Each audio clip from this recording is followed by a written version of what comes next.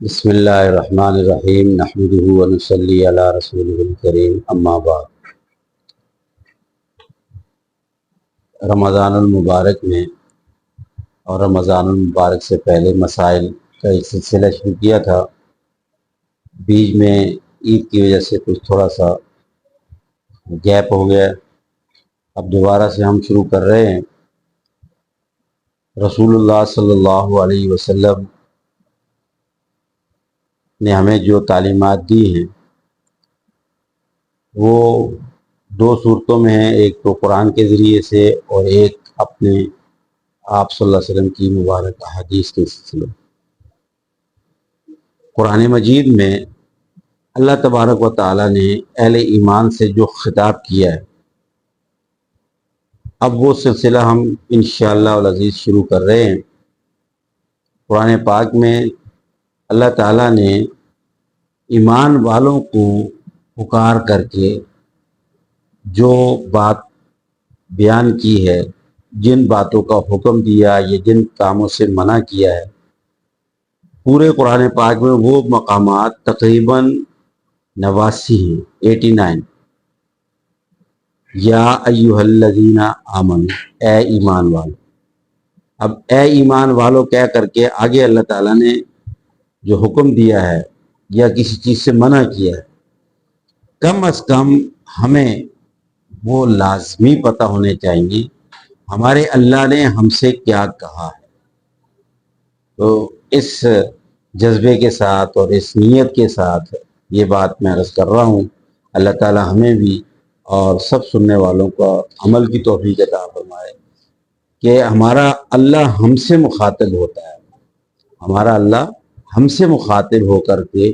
ہم سے خطاب کر کے، ہمیں پکار کر کے کہہ رہے ہیں یا ایھا الذین آمنوا، اے ایمان والو۔ ہمیں پتہ ہونا چاہیے نا کہ ہمارے اللہ نے ہمیں قرآن پاک میں کیا کیا کہا ہے۔ اتنا تو کم از کم، چلیں زیادہ نہیں تو اتنا تو معلوم لازماً ہونا چاہیے۔ تو وہ سلسلہ آج سے شروع کر رہے ہیں، کوشش کریں گے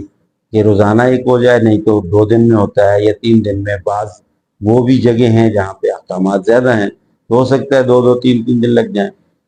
اور جو مختصر ہوگا تو مختصر 1 دن میں بھی ہو جائے گا۔ لیکن تمام خواتین اور حضرات سے میری درخواست یہ ہے، جو بھی سنتے ہیں پوری ویڈیو سنیں، لازمی سنیں، پورا بیان سنیں، اور کبھی بھی، یہ صرف میں اپنی بات نہیں کر رہا ہوں، کبھی بھی کسی بھی عالم کی جب بات سن رہے ہوں تو اس کو ادھورا مت سنیں، آدھی بات کبھی نہ سنیں۔ اس لیے کہ آدھی بات سنیں گے تو بات پوری سمجھ نہیں آئے گی، کیونکہ بات جب مسئلہ بیان ہوتا ہے تو اس کا لازماً آگے اور پیچھے اس کا ایک تسلسل ہوتا ہے۔ آدھی بات سننے سے آدھی بات سمجھ میں آتی ہے اور اس میں پھر خطرہ ہوتا ہے کہ بات غلط سمجھ میں آ جائے گی۔ تو اس لیے گزارش یہ ہے کہ پوری بات سمجھیں، پوری بات سنیں، اور اس میں پہلے بھی عرض کر چکا ہوں، کسی قسم کی اگر کوئی بات سمجھ نہیں آئی یا کوئی بات پوچھنی ہے تو میرا پرسنل نمبر تقریباً ہمارے جتنے بھی دوست احباب یا رشتہ دار جن کے پاس یہ ویڈیو جاتی ہے وہ سب کے پاس ہے، وہ آپ مجھے میرے نمبر پر فون کر کے یا میسج کر کے لازماً پوچھ لیا کریں تاکہ اس کی میں وضاحت کر دوں۔ اور یہ نیت ہے اللہ تبارک و تعالی ہمیں قرآن پاک کو سمجھنے کی اور رسول اللہ صلی اللہ علیہ وسلم کے باتوں کو سمجھنے کی اور اپنی زندگی کو سدھارنے کے اللہ تعالیٰ ہمیں توفیق عطا فرمائے۔ تو سب سے پہلے یا ایھا الذین آمنوا سورہ بقرہ میں ہے، اور سورہ بقرہ کی سب سے پہلے جو آیت ہے اس میں جو خطاب ہے ایمان والوں کو وہ ہے یا ایھا الذین آمنوا لا تقولوا راعنا وقولوا انظرنا واسمعوا وللکافرین عذاب الیم۔ یہاں اللہ تبارک و تعالی نے جو خطاب کیا ہے اس کا پہلے میں معنی بتا دیتا ہوں، پھر اس کا شان نزول عرض کروں گا، اور پھر اس میں جو مسئلہ بیان ہوا ہے اس مسئلے کو عرض کروں گا۔ یہ 3 باتیں یاد رکھیں۔ سب سے پہلے جی ترجمہ، یا ایھا الذین آمنوا، اے ایمان والو، لا تقولوا راعنا، رائنا مت کہا کرو، وقولوا انظرنا، اور کہا کرو انظرنا، واسمعوا، اور یہ بات غور سے سن لو، وللکافرین عذاب علیم، اور کافروں کے لیے دردناک عذاب ہے۔ یہ ہو گیا جی ترجمہ۔ اب اس کا شان نزول، مدینہ شریف میں رسول اللہ صلی اللہ علیہ وسلم کی جو مجلس میں لوگ آتے تھے، اہل ایمان کے ساتھ ساتھ منافقین بھی آتے تھے، اور منافقین وہ یہود تھے، اہل کتاب تھے۔ اور یہ ذکر قرآن، جب یہ سورہ بقرہ شروع ہوتی ہے پہلے پارے میں ہی اس کا ذکر موجود ہے شروع میں ہی، کہ وہ خود ان کا بیان ہے وَإِذَا لَقُوا الَّذِينَ آمَنُوا قَالُوا آمَنَّا،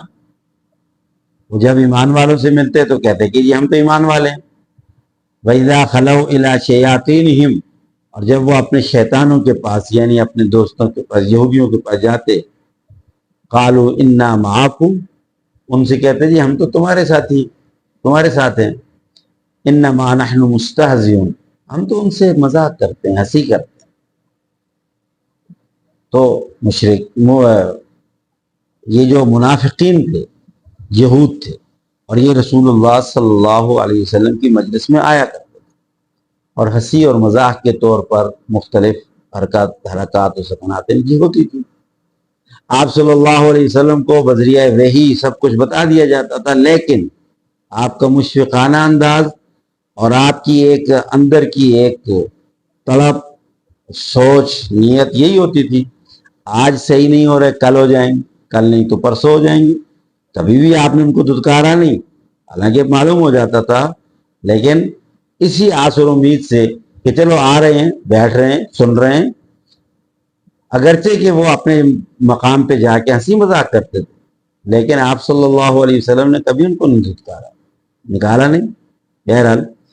یہ جو آیت ہے اس کے شان نزول میں علماء نے لکھا ہے کہ انہوں نے ایک لفظ کہنا شروع کر دیا تھا رائنا، اور رائنا یہ عربی زبان میں بھی ہے اور عبرانی زبان میں بھی۔ عربی زبان میں اس کے معنی کیے جاتے ہیں، رائنا کا معنی ہے آپ ہماری رعایت رکھیے، ہماری طرف نظر التفات فرمائیے، ہماری طرف توجہ فرمائیے۔ لیکن عبرانی زبان میں اس کے بڑے غلط معنی، اور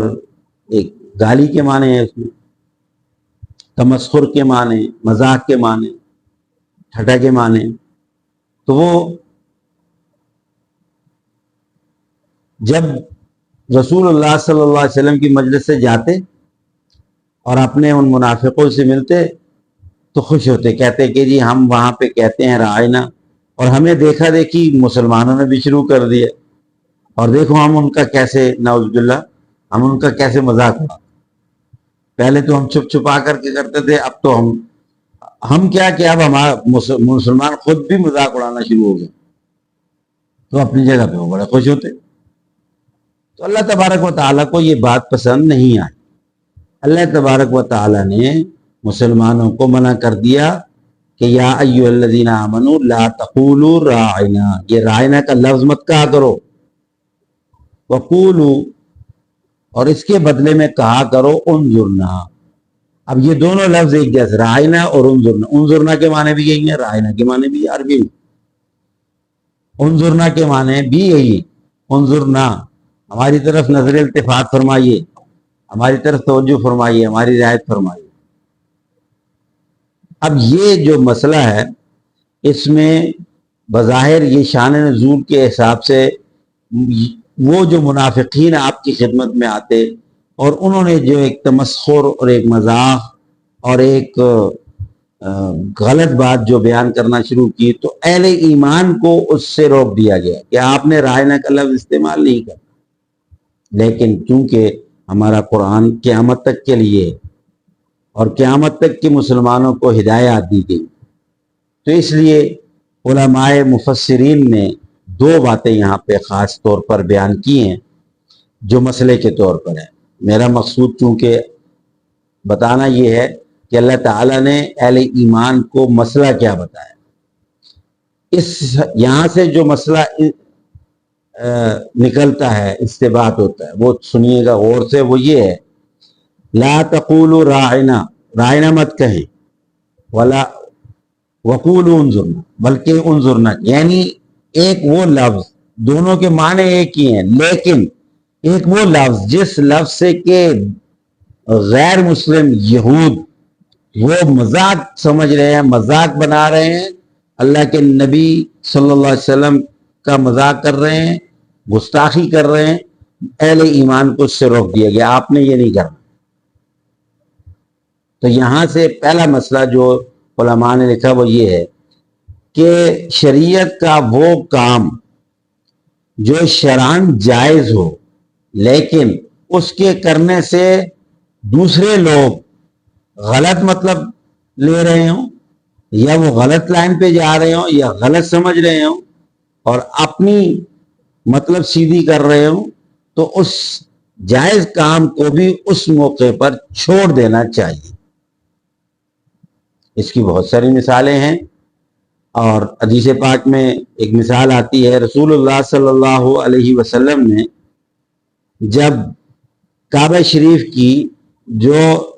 بنائے ابراہیمی تھی، یعنی جب حضرت ابراہیم علیہ السلام نے تعمیر فرمائی تھی کعبہ شریف،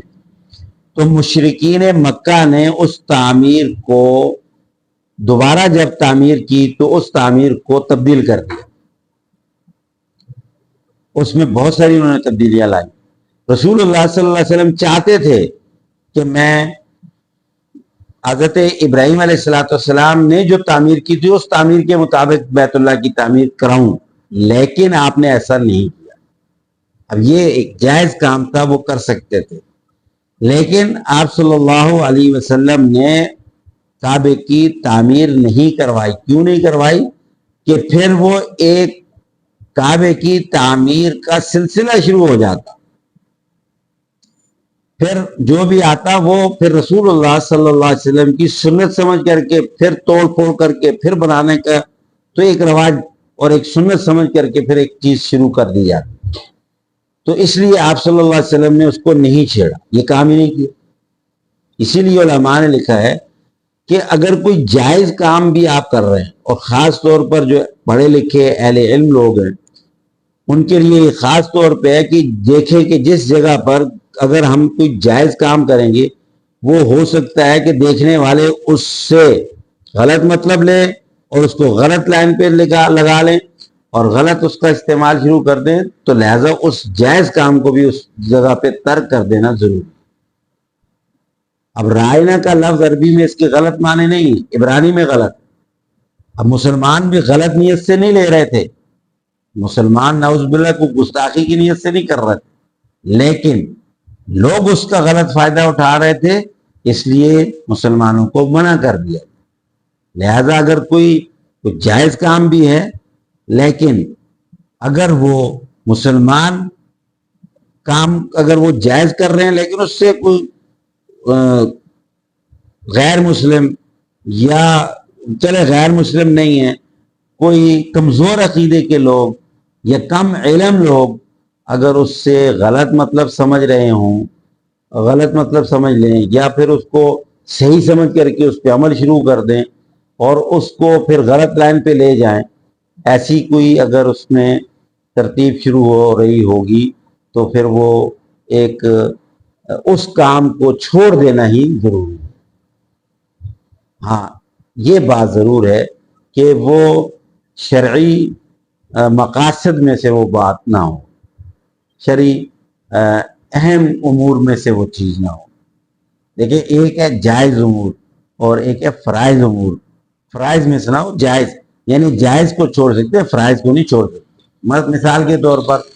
اب میں ایک چھوٹی سی مثال دے رہا ہوں، جیسے نماز فرض ہے، اب نماز کا وقت ہو گیا، نماز پڑھنی ہے، جہاں بھی ہے نماز پڑھنی ہے، لازمی پڑھنی ہے۔ اب یہ نہیں ہے کہ جی لوگ دیکھیں گے تو کیا کہیں گے، پارٹی چل رہی ہے، مہمان آئے ہوئے ہیں، یہ ہو رہا ہے وہ ہو رہا ہے۔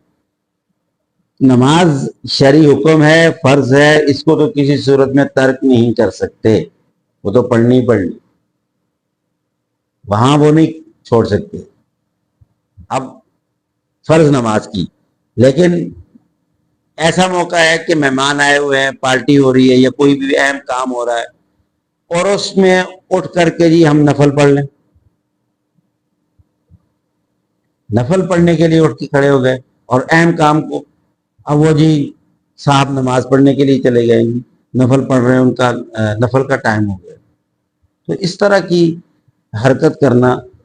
اب وہ بے شک نفل پڑھنا جائز ہے، لیکن ایک مذاق سا بن جائے گا، لوگ اس کو مذاق بنائیں گے، تو اس لیے اس کو چھوڑ دینا صحیح، بے شک نفل چھوڑ دیں، لیکن فرض نماز بے شک مذاق بناتے رہے، فرض کو نہیں چھوڑیں گے، فرض کو ادا کریں گے۔ تو ایک مسئلہ تو اس سے یہ ثابت ہوتا ہے کہ ہم اگر کوئی ہمارا جائز کام ہے، لیکن اس جائز کام کی وجہ سے اگر وہ ہمارا دین، ہمارا اسلام اس کا مذاق بن رہا ہے، یا وہ غلط لائن پہ اس کو لے کر کے جا رہے ہیں، تو بے شک وہ جائز کام چھوڑ دیں، اس کا چھوڑ دینا پھر مناسب۔ دوسرا یہاں پہ جو مسئلہ نکلتا ہے وہ یہ ہے کہ کسی قسم کی بھی ذرہ برابر بھی ایسے الفاظ استعمال کرنا جو گستاخی کی طرف جا رہے، رسول اللہ صلی اللہ علیہ وسلم گستاخی کی طرف جا رہے، تو وہ جائز نہیں، وہ اللہ کو پسند نہیں۔ ایسا قطعاً کوئی ایسا جائز لفظ بھی استعمال نہ کریں آپ صلی اللہ علیہ وسلم کی شان کے بارے میں، کوئی ایسا جائز لفظ بھی نہ استعمال کیا جائے آپ کی شان سے متعلق کہ جو گستاخی کی طرف یا کوئی دوسرا اس کو گستاخی کی طرف لے کے جا سکے۔ کوئی بھی ایسا جملہ، کوئی لفظ، کوئی نعتیہ کلمات یا کوئی نظم کے اشعار کے کلمات، کسی قسم کا کوئی ایسا میں نہیں اختیار کرنا چاہیے جس میں ذرا برابر بھی گستاخی کی طرف شائبہ ہو، یا کوئی بھی کمزور عقیدے کے لوگ اس کو گستاخی کی طرف لے کر کے جا رہے ہوں، تو اس کا بھی چھوڑ دینا ضروری ہے، جائز نہیں، تاکہ ہم رسول اللہ صلی اللہ علیہ وسلم کے گستاخوں میں ہمارا کیا شمار ہے۔ ہمیں رسول اللہ صلی اللہ علیہ وسلم کا ادب سکھایا گیا ہے، احترام سکھایا گیا ہے، آپ کا احترام، آپ کا ادب ہمارا ایمان ہے۔ تو یہ دو مسئلے یہاں اہم ہیں جو اس میں بیان کیے گئے ہیں۔ اللہ تبارک و تعالی ہمیں سمجھنے کی اور عمل پیرا ہونے کی توفیق عطا فرمائے۔ وآخر دعوانا الحمدللہ۔